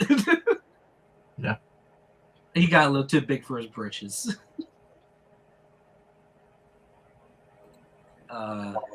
After that, we had the match between Solo Sikoa and Sheamus. Yeah, how was that? Solo Sikoa coming out with the win over Sheamus, having a really good match. I do like how Solo Sikoa's being more like Umaga. Yeah. Like that ruthlessness and that more Samoan style, even bringing back the Samoan spike. Yeah. One of my favorite moves. Favorite finishing moves. It's nothing too flashy. It's just the impact of a Samoan spike, the thumb being jammed into the head. Yep. It's like a KO punch, but just, it's just different. Yeah, I didn't watch that, but I read about that one. And afterwards, the Usos ganged up on Sheamus and the Brutes, and then all of a sudden McIntyre's music hits and he comes down to the ring and clears house. Cool. After that, we had Rousey versus Raquel Rodriguez for the SmackDown Women's Championship. This is where things got messy.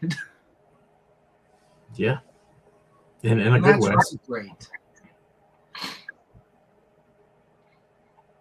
I wouldn't imagine it would be. Because it was a very short match. It was like, I don't know, less than 10 minutes. It was probably like 5 minutes, right? That was my pee break.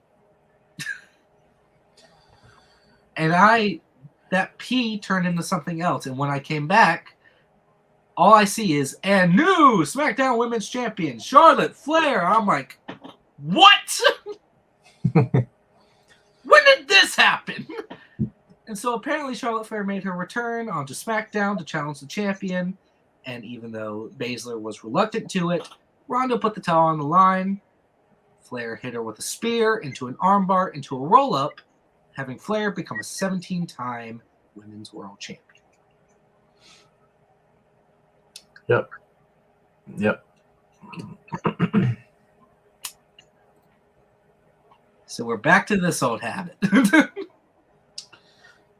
Yeah, I mean, my only real gripe with Charlotte is her number of title reigns. Just at this point, she's already been a champion more times than Ric Flair. Many other people, and she's still got. I mean, we're still going to be watching Charlotte wrestle for years, man. So, like, what is that number going to look like when she retires? Are we talking, Are we talking 30? Yeah, up into the 30s. I mean, that's my only. I think they've ended up kind of putting the strap on her too many times. So I think now this is 14.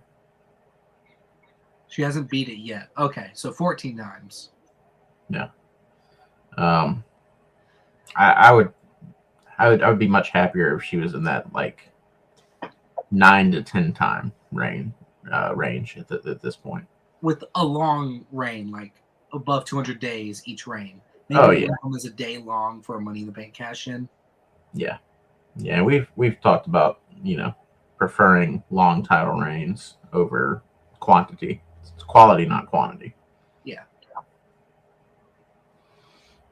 Yeah, so we had that happen, and then the final match of the night was the biggest main event of SmackDown, and to end out the year, a returning John Cena teaming up with Kevin Owens versus Sami Zayn and the Tribal Chief Roman Reigns.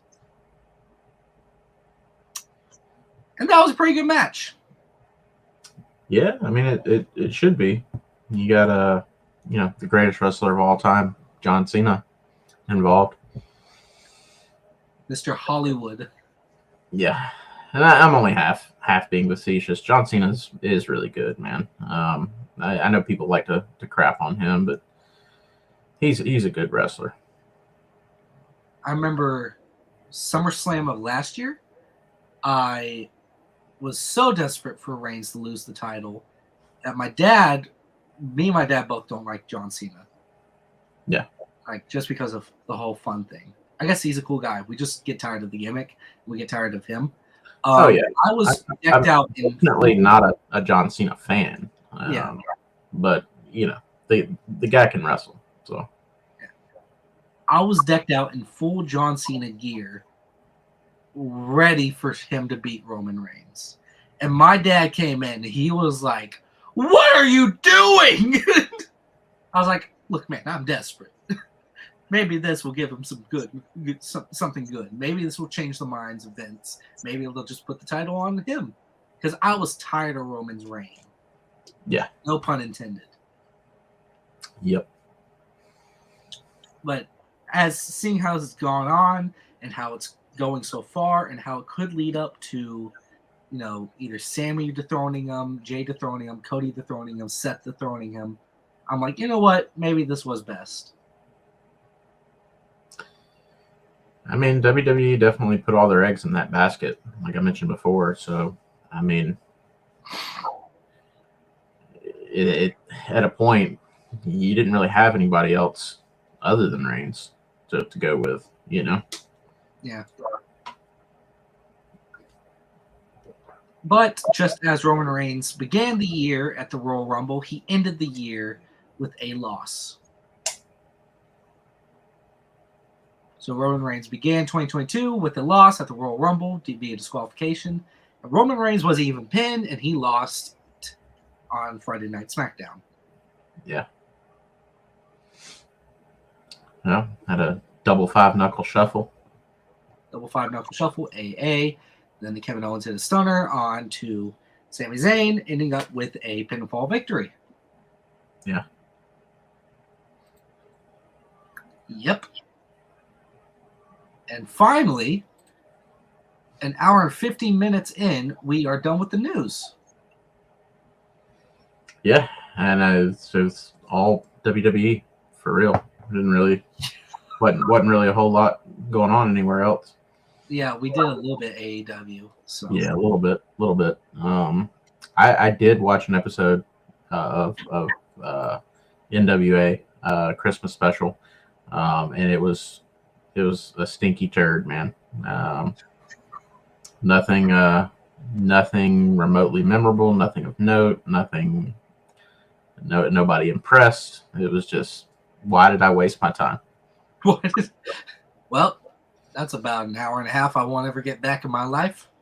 Yep. So yeah, just to throw that in there. I don't know. I'm probably gonna have to bail on NWA for a little while, and just catch some highlights. I'm not gonna be committing to a show anytime soon. We had I guess the Pro Wrestling Noah event going on today or yesterday, or I think it was middle of the night. Yeah, where we had finally the Shinsuke Nakamura Muta match. Yeah, and I plan on watching that. So next week we can maybe talk about that show. Yeah. So I might kind of shift my focus a little bit from NWA and Impact for a little while over to the Japan stuff. Yeah. Because we have Wrestle Kingdom in 3 days. Ooh. Yeah. So Kairi Sane, there's the rumor, about which I guess is not really fully a rumor, but Sasha Banks is going to be at Wrestle Kingdom. We just don't know really anything about it, if she's going to be wrestling or if she's. I halfway expect her to not wrestle at Wrestle Kingdom and just be there. Because I haven't seen anything definitive about her actually wrestling.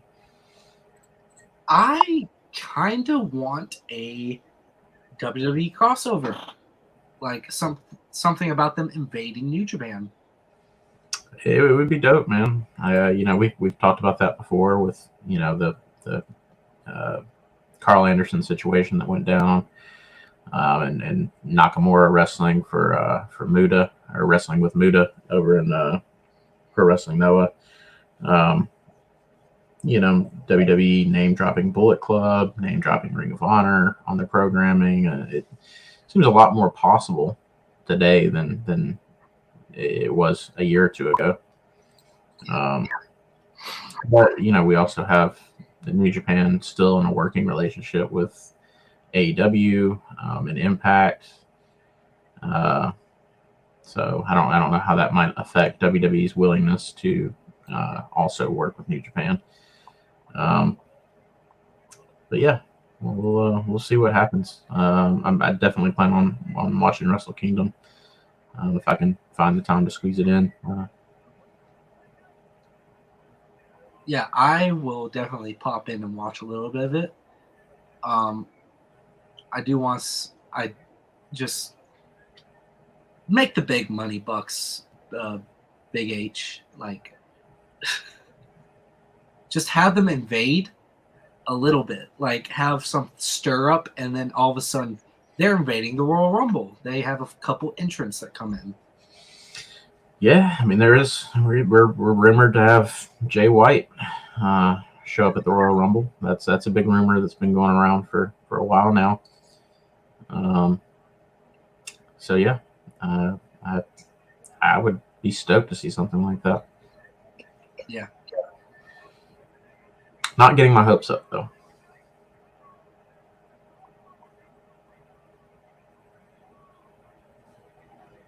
I believe that's all we have for news.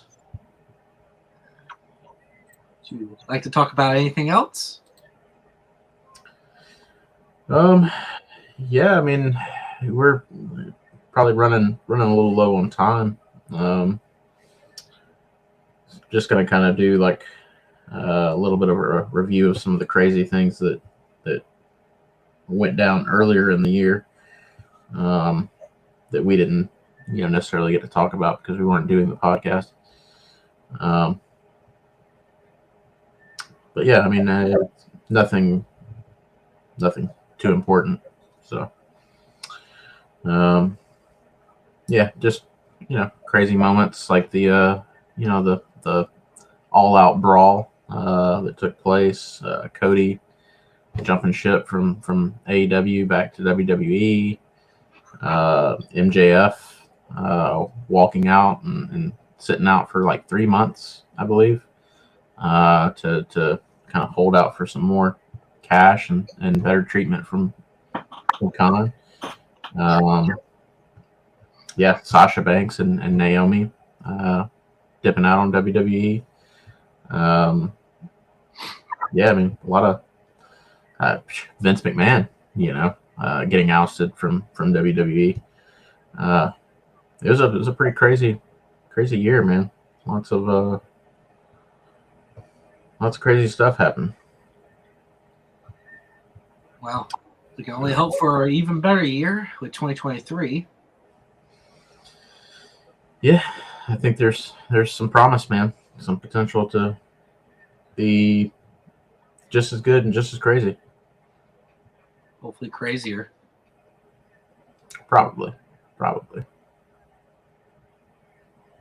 mean, what are the chances that Triple H brings back, some luchadors? Or I'm looking at some of the WWE Lumini, and I'm like, man, I kind of miss these guys. Oh yeah. I mean, we've that's another thing. Triple H bringing back tons of formerly released talent.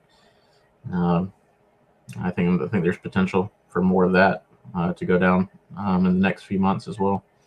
I miss the Authors of Pain. Authors of Pain. I mean, I would even say Ascension. Ascension. Even FDR, like the revival. I mean, that's rumored. That FTR is heading back to WWE. I'd hate it for Impact, but losing Big Con. But yeah, I'd like to see Ascension come back. Authors of Pain. I mean, the tag team division in WWE is not that great right now. So I think if they just brought back those three teams and actually started focusing on the tag team division and booking it a little bit better with a little bit more focus and intent. Or even some single stars that flopped off but could still come back, like TJP. Yeah, he's I think he's in MLW right now. And wasn't he like one half of the IWGP Junior Heavyweight Tag Team Champions? Could be. I'm not sure on that. Or even the rumored Zack Ryder, Matt Cardona showing up for the Royal Rumble. Yeah, I mean, I'm pretty amazed that WWE and AEW haven't snatched him up yet after the year that he's had. He reinvented himself. Yeah, and did it really well, man. Did it really well. That guy's money. Very similar, I think, story to Cody Rhodes. Cody and Zach, I think both have a similar background with WWE, being overlooked, underutilized, knowing that they're both more than what WWE was was doing with them and giving them, heading out on their own, reinventing themselves, putting on some great matches, really, really upping their worth and their value. I think Cardona's probably I would assume probably one of the most valuable indie talents there are right now.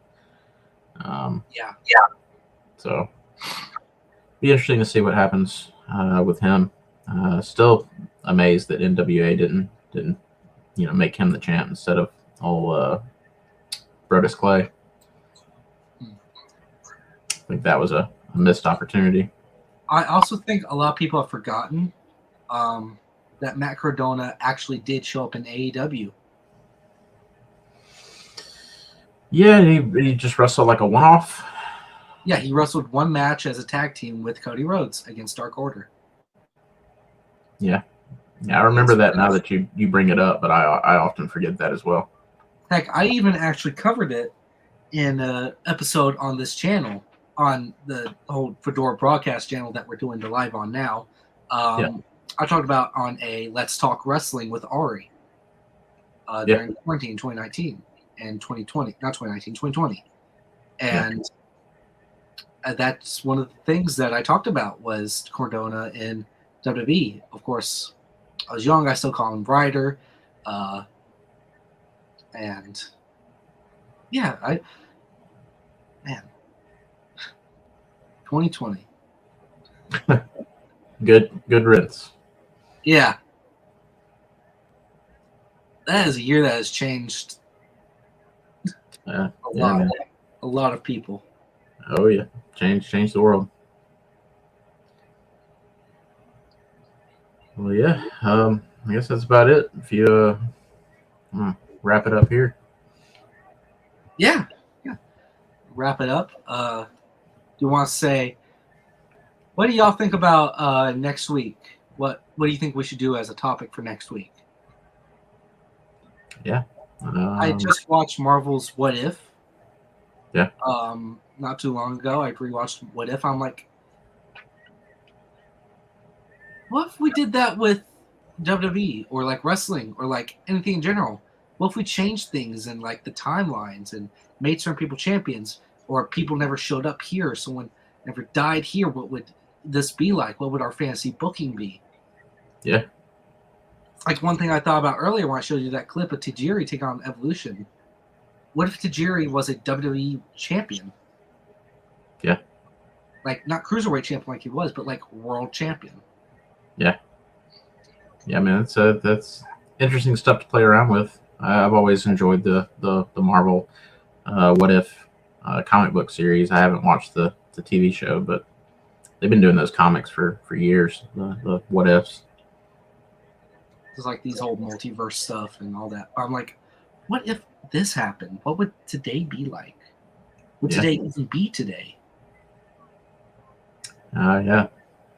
Butterfly effect, man. You change one thing and a million things, change. Yeah. I mean, think about if Eddie Guerrero never died the way he did. Yeah.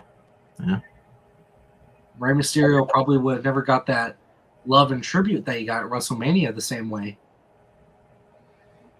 Oh yeah. Yeah, I mean, this whole Dominic storyline would probably go down a lot differently too. Oh yeah. Yeah, I mean, and if Guerrero, we're still alive, I mean, it stands to reason that there's a good chance Benoit would still be with us. Yeah. So. Benoit and CM Punk. Yeah.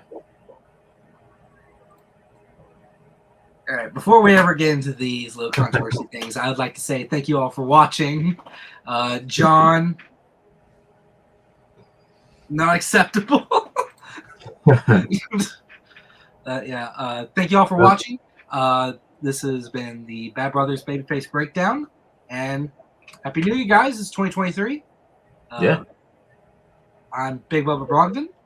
Yeah, I'm Bush Dingo, the Luchador. We'll see you next week. see you next week with hopefully not as much controversial stuff or something like this.